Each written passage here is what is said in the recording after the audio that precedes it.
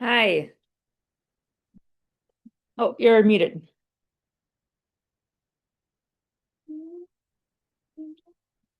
Okay. All right. Hi, how are you? Good. How are you? Good, good, good. So a little backstory. I met this lady and she had mentioned that her mom had passed away, and that she was interviewing a few agents and wanted me to come by. Okay. So she had said that the mom had lived there for 34 years and kept it extremely well maintained. And so I went there and it was like complete opposite. Okay. So pretty much, nothing has been touched in 34 years. Um, it's exactly how it would look if it was, built when it was built in the 1978, if you can, imagine that. Totally can. Yes. So, original patio door, original carpet, yellow counter, everything is completely original. And they want to sell it as is. And I, ran comps, which I feel extremely comfortable with the comps that I ran. And the condos in that area just aren't going for that much to begin with. Okay. Um, and one recently sold in that building. Um, Within the last couple months. I believe it was like December or something. So very recently. And this one looks a lot nicer. And this one only sold for 130.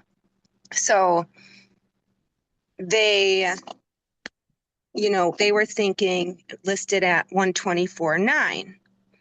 Um, but the problem is that every mechanical in it, and I know age is not a defect, but the water heater, everything in there has the year that it was installed written on it. So Sure. electrical box from 1979, um, water heater from 84. uh, Hmm. the furnace, they don't know the exact age, but you know probably in the 2000 early 2000s, they said. Okay. And who knows what the plumbing's like. But I mean, you could suggest doing a pre-sale home inspection, and it doesn't mean that they have to do anything with it. They don't have to make sure, repairs based off of what they find. I think that's a good candidate for being able to comfortably say this is as is, and here's everything that's going on with the house.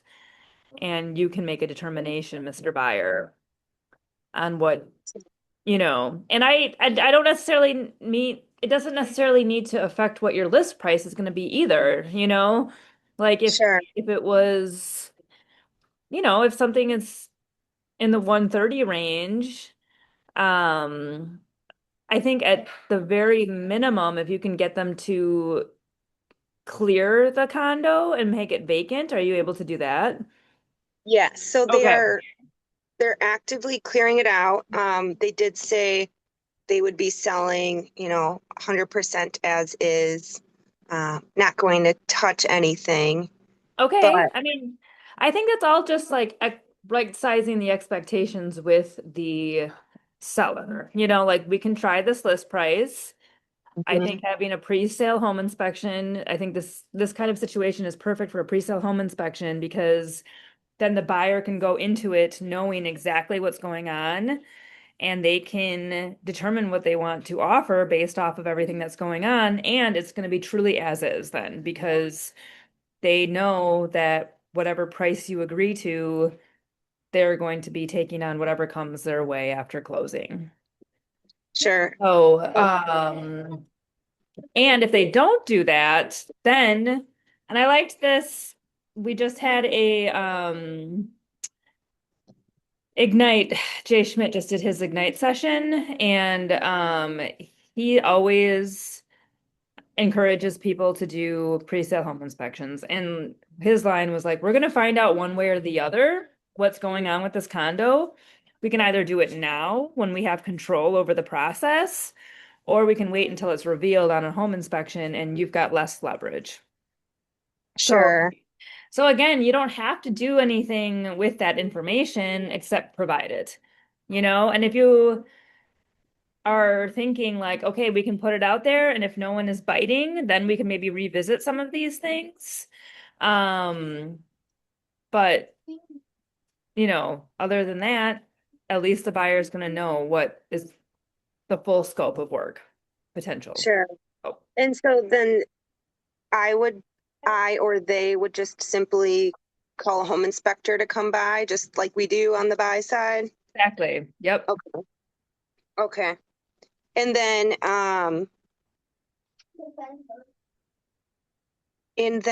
so when, all these things pop up of what's wrong, um, then we do have to, yeah, then we disclose all that to the Yep. next parties. Yep. So you're just going to provide the home inspection report.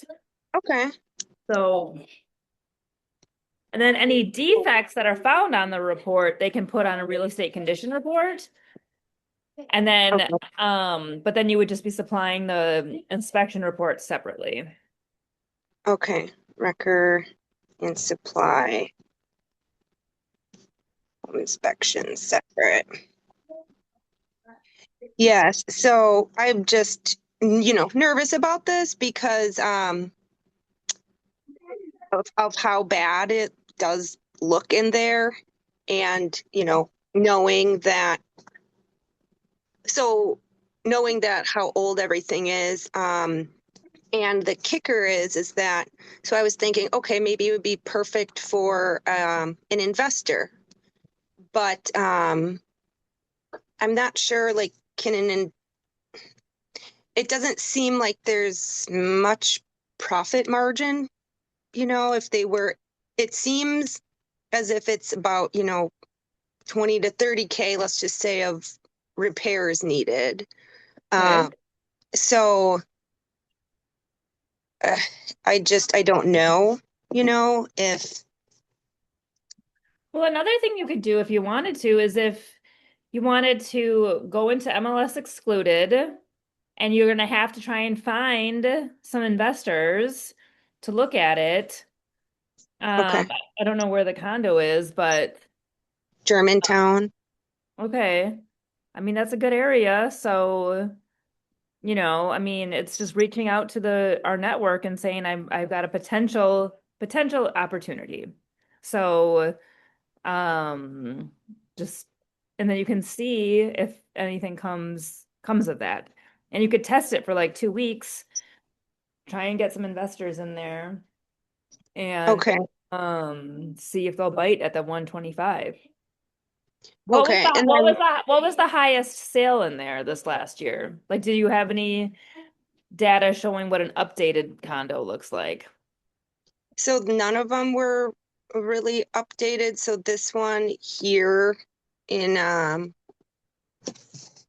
let's see.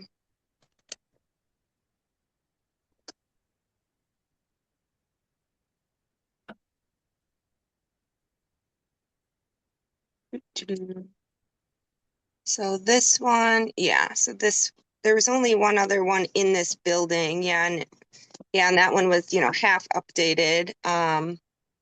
There was another one in this building that sold, that was years ago. Sold for 114, but that was back in 2020. So they none of them have really sold for that much. It appears the highest sold one in this building was 130. Okay, Uh, well, I mean, then was the one that sold for 130, was it updated? Not so much. Okay, More than this one, yes. Like the carpets look maybe like they're 10 years old. sure. The patio doors, the windows, those all look more updated. Um, I mean, you're probably too high at 125. oh yeah, so this is never mind. This is significantly more updated. It has new cupboards, new carpets. And this is the one that sold for 130. No, this is the one that sold for 115 back in 2020, but that was Oh, 6 years ago, so yeah, I would throw different that one out. market. Yeah, Yeah. yeah. Yeah, so Look the at the one look at the one that sold for 130 and compare it against that. And you're also got to make sure that we're looking apples to apples in terms of bedroom count and bathroom count. it's the Uh, same exact okay. one. Okay. Well, that's good. Yeah. So then, I mean, you can and literally show them like this sold for 130 and has slightly more updates. I don't know that we're gonna get 125 for Yeah. yours. Um, so again, we can go ahead and test the market off, off market for a time to see if anybody bites at this number. I would suggest if no one is, then we go live and we'll open it up to the bigger buyer pool. Um, or we can just go live with it right away. But I think it needs to at least be empty. I wowould suggest doing a pre-listing inspection. You guys are full? Okay. Kids are home from school today.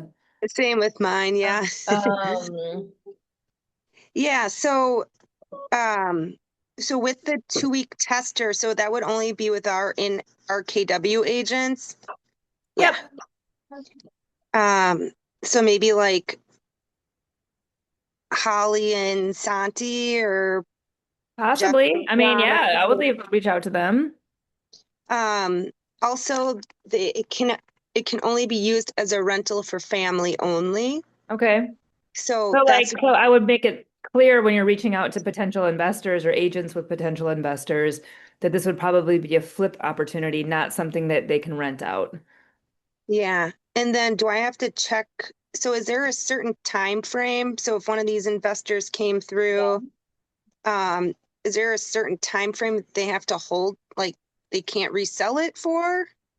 Or would that be an HOA question? Like, could they come in, flip it in a month, and then put it right back on the market? That would be an HOA question, but I don't see why they wouldn't be able to. Okay. Yes, and then the stove, they did tell me that whatever temperature you have, the stove is literally 50 years old. And they said whatever temperature you have the stove at 150 degrees, it's off by 150 degrees. So Okay. I mean, I would so the, again, it's all like you can try this. This sure. is not my advice, and all of this is going to be taken into account when somebody goes to make an offer. Okay. And then so if they say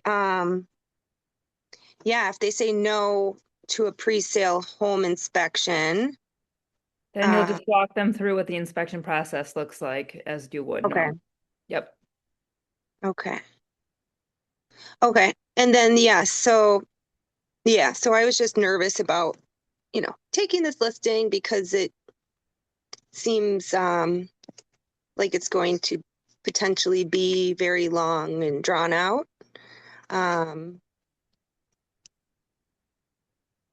and there's just a lot going on with it. And when I mentioned them listing it for lower than 124, they said absolutely not. And that's when I said, well, we can try that and, might have to bump that price down. Yeah. And It's all yeah, just making sure that you like all you can control is the information that you give, right? So sure. if they hear that information and they still go against your advice, then at least you've got it documented. And I mean, I would follow all of this up in an email, if they decide to go with Mhm. you. Um, and so Yeah, that way they can't come back and say that you did not you didn't make these suggestions or that you did not, they can't make any claim that you did not say this to them because you did. So, Sure. and then, Yes. And I mean, the bigger, you said you might not even want to take it on. I mean, that's like a big, that's a big consideration. I mean, if you think it's going to sit for 3 months, I do. then is it Yeah, worth I it? I don't really, know. right. I really do. As much as I want a listing, Yeah. thinking of the big picture and seeing how even all the updated condos around the areas have been also sitting for a while and they look great. And then, seeing this one and it's a total dumpster fire. Um, Yeah. I just don't, I feel sick to my stomach already about it. There's a lot of red flags. So I don't even know if Want it's it? want to take Well, then you've take this got on. all of the power in the world then, because if you're willing to walk away from it, then you can say, I'd be happy to list this for you. I think it needs to be at 1099 or whatever you decide, Right. you know? Or another strategy could be um,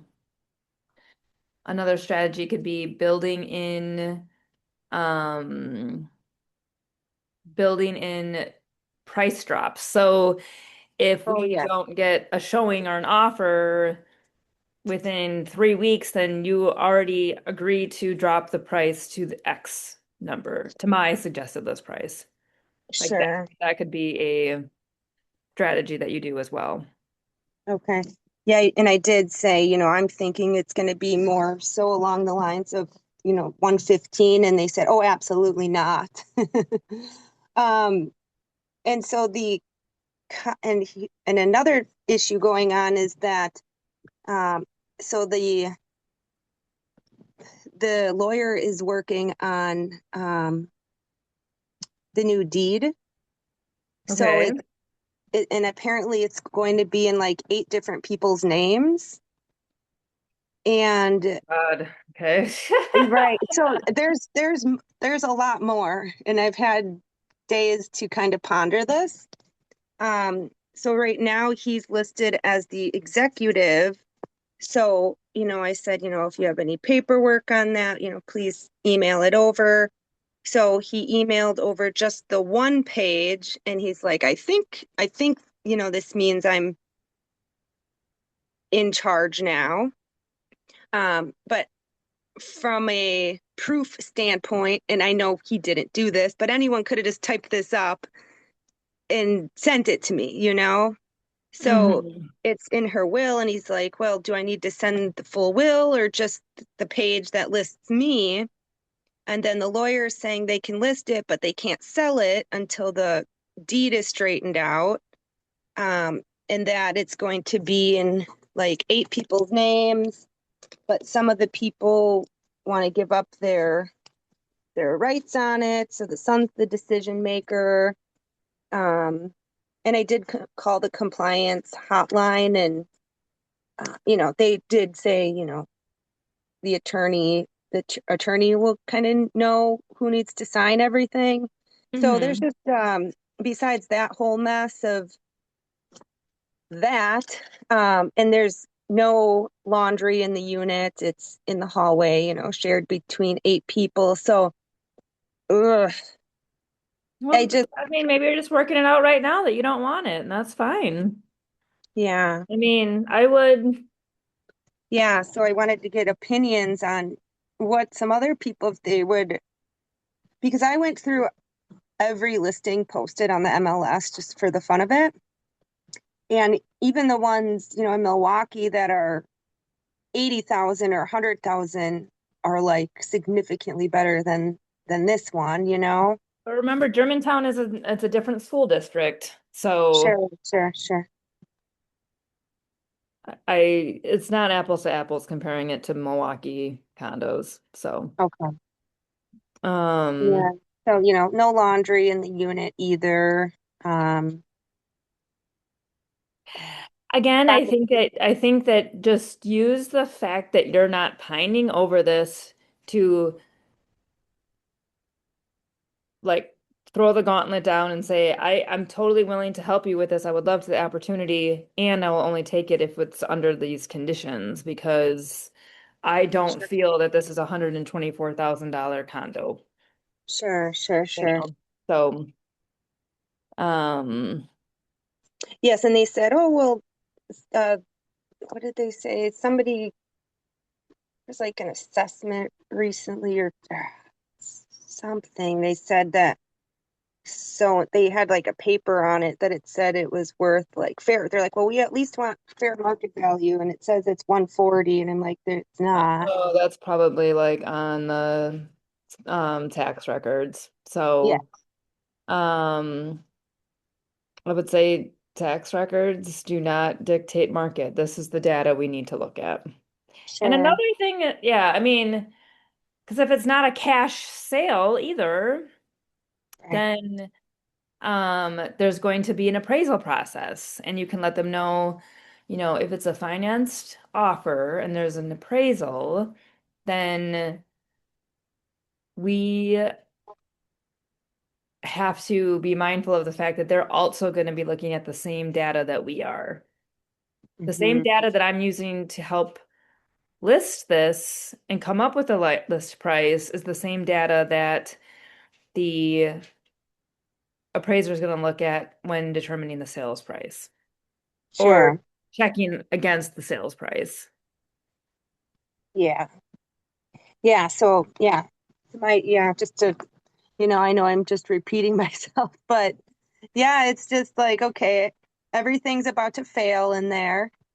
Um, from what I feel, and it's a full flip. It truly is a full flip.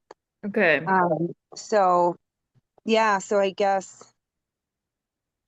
I can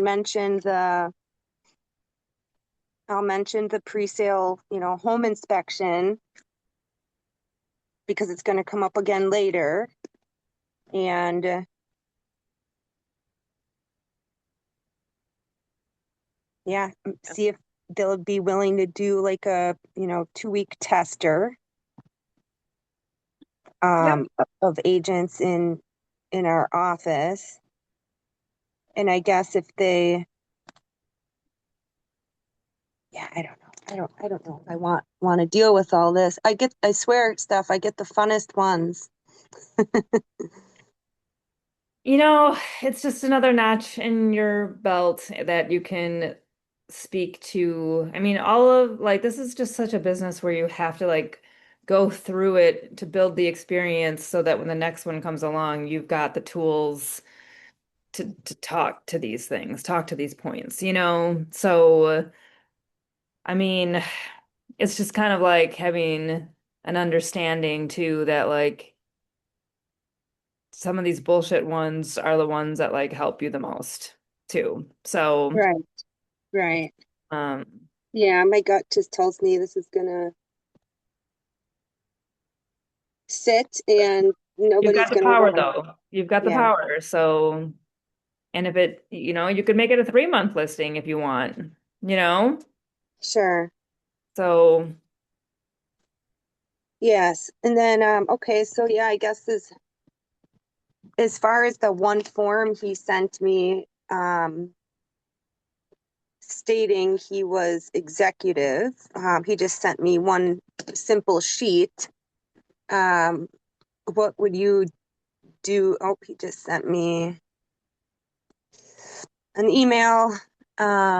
He spoke with the attorney handling the deeds. Only one person needs to sign the agreement to list the condo with the realtor. Everyone listed on the deeds will need to sign at closing. He will okay. let me know when the deeds are done. Okay. That's great. So, so then Then I I would guess, just then I would confirm, can can we go ahead and accept an offer? so yeah, so with, I'll double check on that, but what he said is they just can't close until an offer is accepted. So in my mind, I don't feel even comfortable listing it if they can't really do anything until, 'cause what if, like, we don't know when. No, so they can't close until there's an accepted offer, of course. So the question is can we list it, accept an offer, and then what is the quickest closing that can happen? Like, is it through all of the processes it needs to go through with your attorneys and the estate to have like a typical 30-day closing? Okay.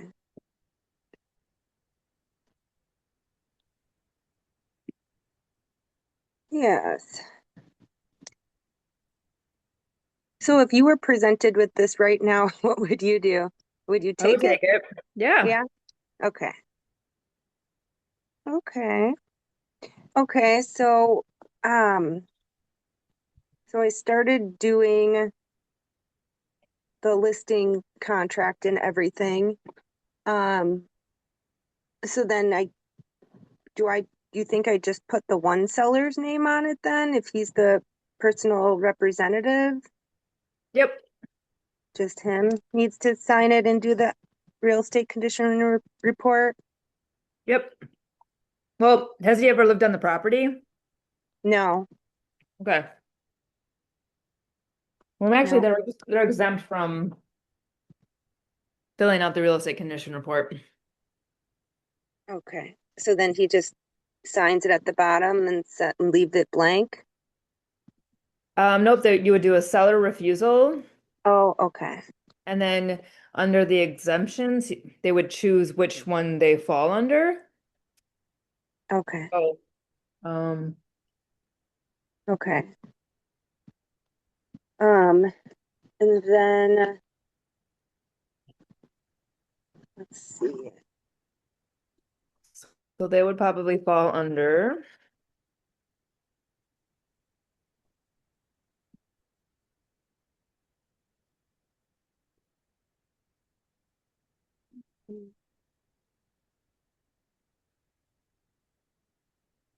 Okay.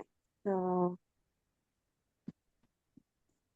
so if it's a shared washer and dryer, you can't really put that included in the list price, can you? No, you would leave washer and dryer out of the inclusions. Okay. And then not included seller's personal property. And then for marketing, I just put MLS, social media, open house, print advertisement. Yeah, I wouldn't do print advertisement. I would. Okay. Yeah. Um, yes, because even with a, photographer coming by, it just looks so, the unit looks pretty bad, but um, so then for compensation to others, that would be the 2.4.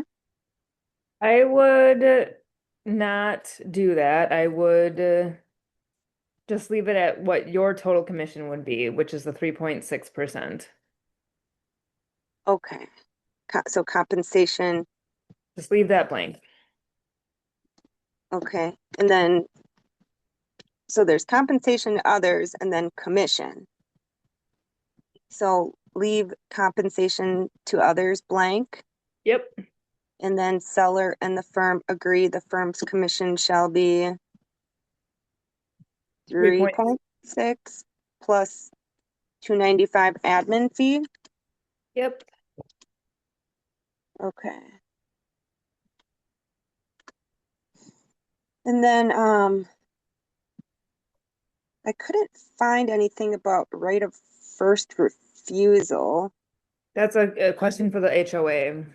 Okay. Okay.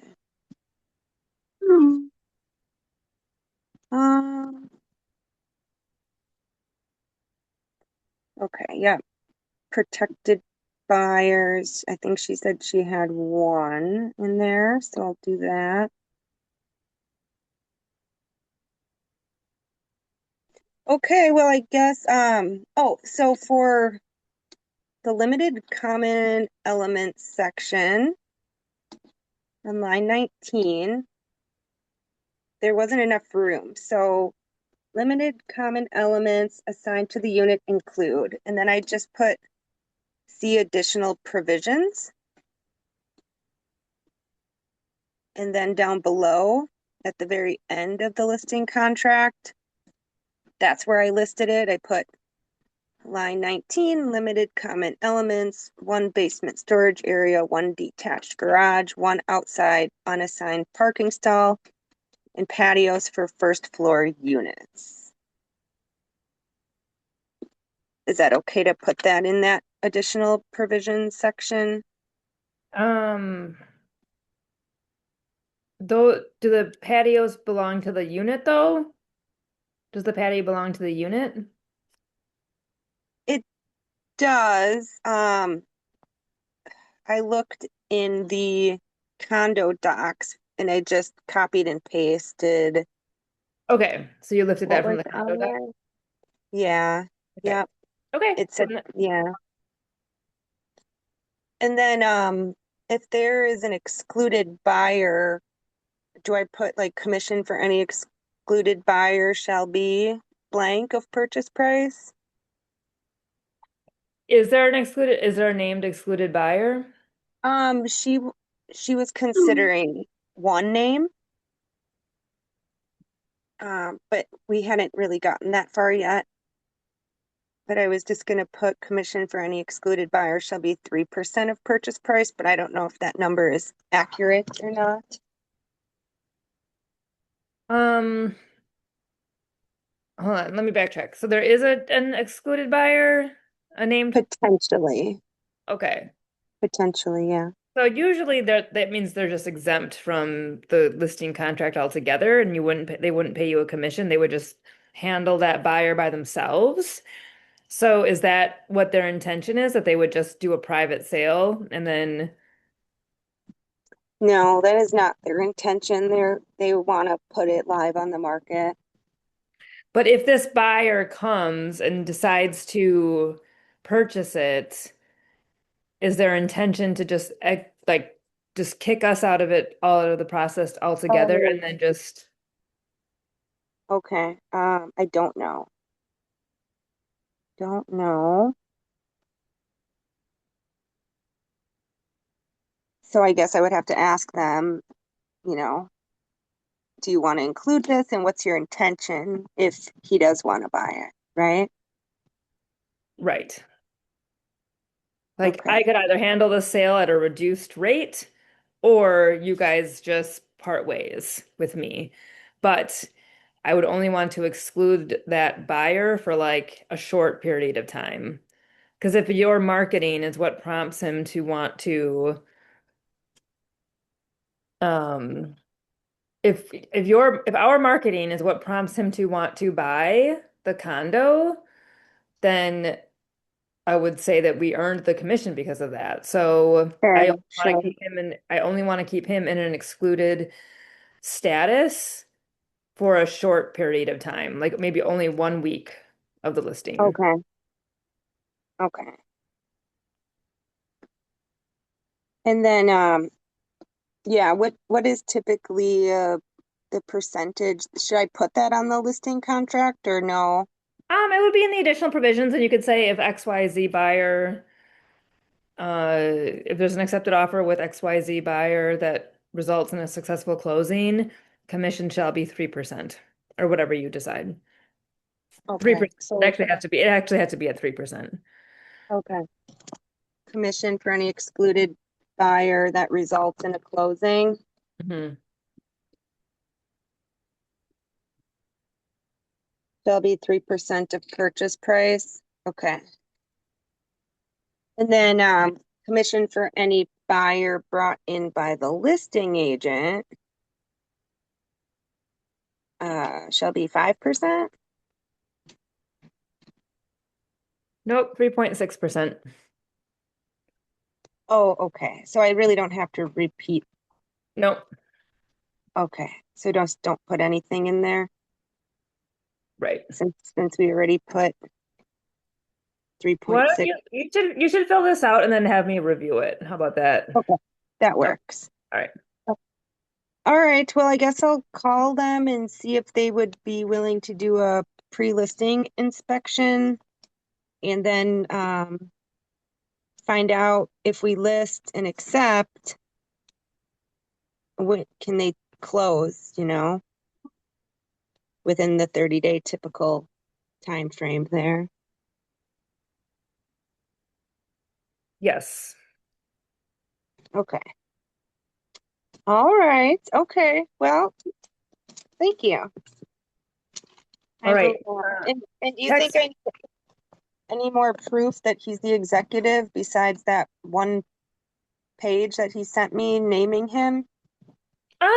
The title company, send it to the title company that you're planning to use, and they might ask for more than that. Okay. Okay. I will have to ask them what title company they want to use. All right. Okay, Steph. Well, thank you so Okay. much. I appreciate All right. it. Okay. Bye, Emily. Talk to Okay, you soon. thanks. Okay. Yep. Bye. Bye. Teresa, do you have any questions? Hi. Sorry, Hey. I was unmuting my stuff. That's okay. I just have a couple random contract questions. So I'm going to pull them up here as I ask them, but I've just been trying, as a still somewhat newer agent, been trying to kind of comb through the important ones and make sure I know, understand everything that's in here. So one of my questions was the offer to purchase. Um, if it's an FHA, do we still use the appraisal section in the offer to purchase? And is it essentially one appraisal for FHA, but it's just more robust? Or is it two separate appraisals? It's one appraisal and it's just more robust. So, Okay. yes. So like when I'm explaining it to a seller, it's like a standard checklist for an appraiser, and then they've got an extra set of standards that they have to abide by, and like an extra um yeah, like an extra list of things that they're looking for, namely safety issues. Okay. So, Okay. yeah, like the peeling paint. Railings are always another a huge one that comes up. Yep. Um, like the lack of railings, I should say. Um, yeah, those are the two things that I'm thinking of right offhand. But Yeah. yeah. So and with an FHA and with a VA loan, um, the other kind of caveat to those is that no matter what comes up on the appraisal, if it's a lower value, the the buyer always has the right to walk away. So even if like Oh, let's say if they were in competition and let's say they were willing to cover a gap in the appraisal value, there is what's called an amendatory clause that's required, and that states that if should the value come in lower, buyer does have the right to walk away, and that supersedes anything that's in the offer to purchase. So, um, does and that, where does it state that? it's Or is on that the just a no? that's going to be A? something that you guys sign after there's an accepted offer.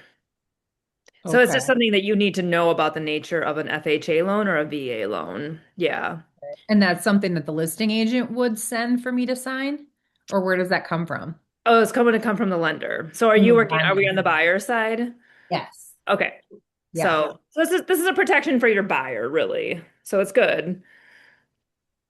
Okay. Yep. Awesome. Well, that's good to know. Mhm. So that was with the offer. Then I had, let me just pull up the next, I've got two other questions. I'm gonna pull up the other contract so I can make sure to reference it properly.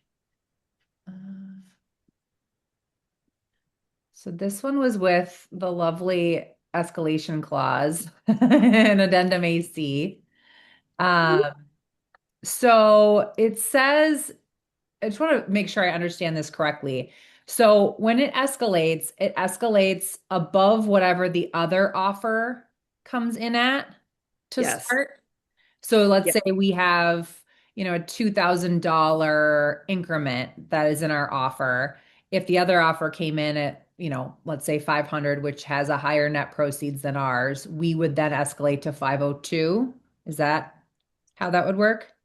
Yeah. So, well, let me just dial it all the way back. So if I'm writing an offer, um, and with an accelerator clause, and I'm going to give an initial offer price of $500,000. Okay. And I say to them, okay, if another offer comes in higher than $500,000, we will beat that price by $2,000 increment up to a cap of 515. Like my buyer is saying, he's not going to go over 515. So if another offer came in at 515, that seller would just go for that 515 offer. Yep. They wouldn't entertain yours anymore because they've already hit beyond where your buyer's ceiling was. Okay. So that's it in a nutshell. And then yes, then some the net proceeds piece of it comes into play, which we're technically supposed to be um taking into account of the buyer's firm's commission in that number. But I would say in practice, no one really is doing that. So it's hard for me to really explain how, I don't know. I think I feel like people are still just going off of the purchase price and not taking into account those concessions. Okay. Because I knew it was based on net proceeds. I just didn't know then if I'm having to, mine's getting escalated, where does it start? Does it start at what the other group's purchase price was to then escalate above that? Let's say we weren't at that 515 and that we still were within our window and not maxed out. Would it escalate above their purchase price? Would that be the starting point? Does it make It should be, yes. Okay. In Yeah, theory. like it, yeah. So like it wouldn't, because you still have to take into account the 2.4%, So the easiest way to do that is just go by the purchase price. Okay. All right. I mean, if I get into this situation, I'm going to be reaching out for help Yeah, probably no, and that's regardless. fine. It's But really, I hate the yeah, escalation clause so much. So, yeah.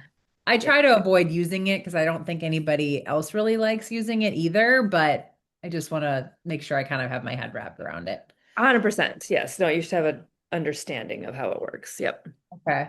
And then the last question on that topic was so it was after you put in kind of your parameters, it says if the purchase price of the offer is increased based on one or more other offers, seller shall no later than blank days, and it says two if left blank. After receipt of said other offers, submit to buyer a signed amendment. Is this whole part just saying basically you have, let's say we use the 2 days, the seller has 2 days To to get in touch. basically to get in touch and start this process? Yes. Okay. It's just spelling it all out for everybody up front. Okay, just making sure. It was really wordy, like a lot of things. I just wanted to make sure that. Yeah. Okay. And then I had one other question on addendum A. Hold on, I'm gonna pull it up.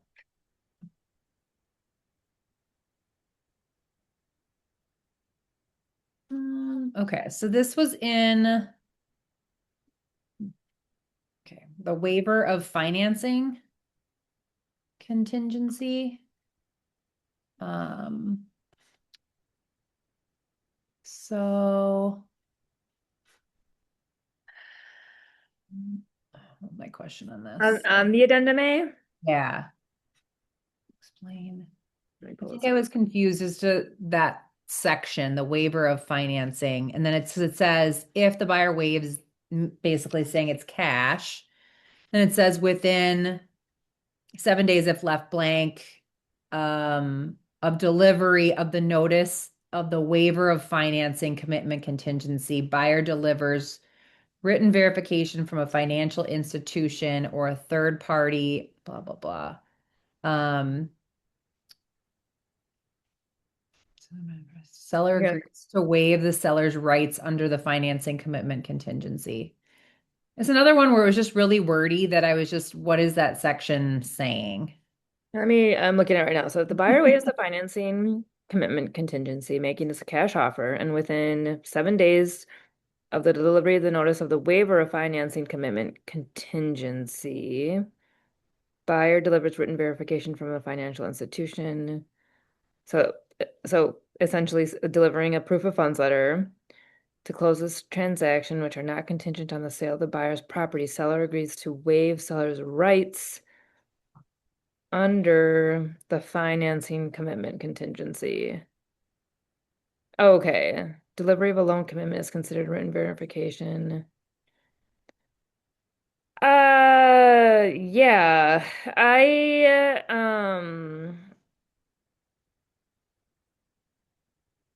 I think that means that they are waiving their seller termination rights, which, yeah, would automatically happen once that loan commitment or once that proof of funds was delivered. Okay.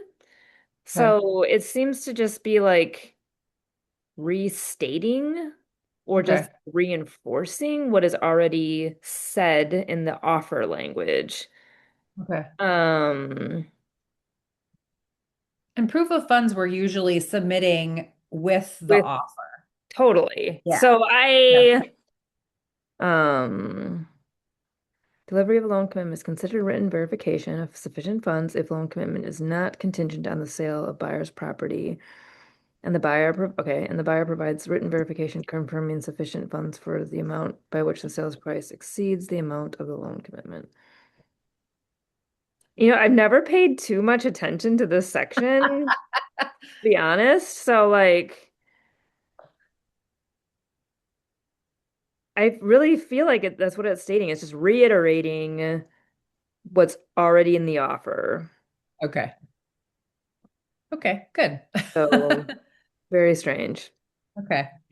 And so while we're at that part too, then, so the next section, 97, that seems to be what I was just asking you about Yep. with the FHA. So it's saying that the parties agree to execute this And they're amendment saying to it the ahead of, contract. yep. So Okay. your seller and the buyer is agreeing to sign that ahead of time.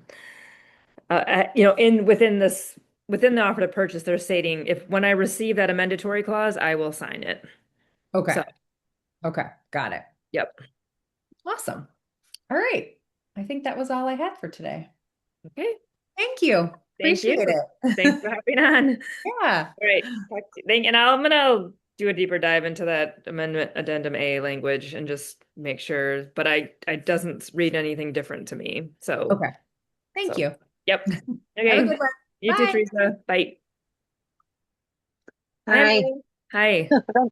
One more question. So if we do the 2-week tester with the KW agents, we would then do the like a 2-week MLS excluded. Yep. So you Okay. would get that excluded form signed as well. Okay. And they do not have to do the record.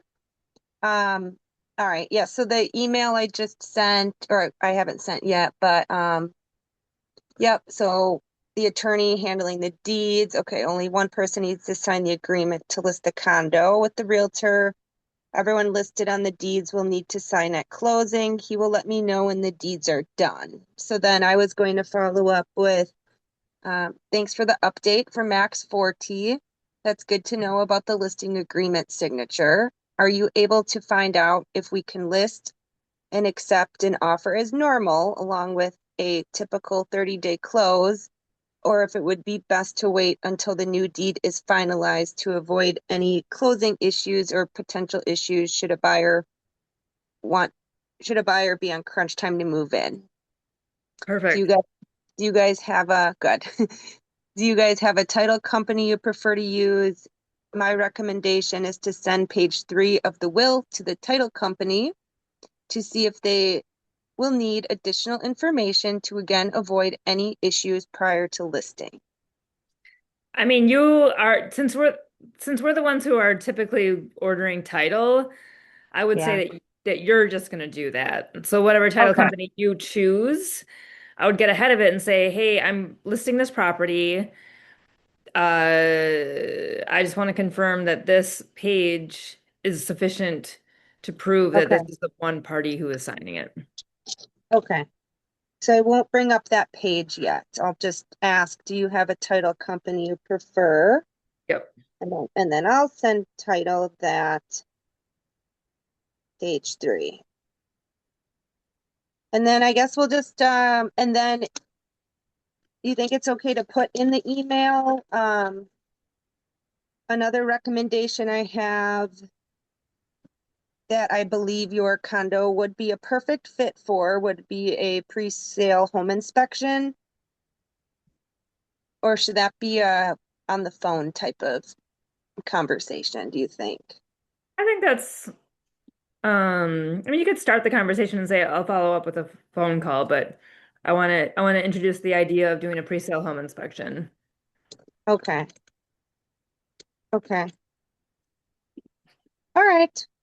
Yeah, and then I'll just let them know that we're going to find out one way or another, so get ahead of it so then the buyers know exactly everything that needs to be done. But then that could also, I mean, it could affect the sale one way or the other, I suppose. I mean, because what if a buyer, and I doubt this, but what if they're like, oh, we don't need a home inspection?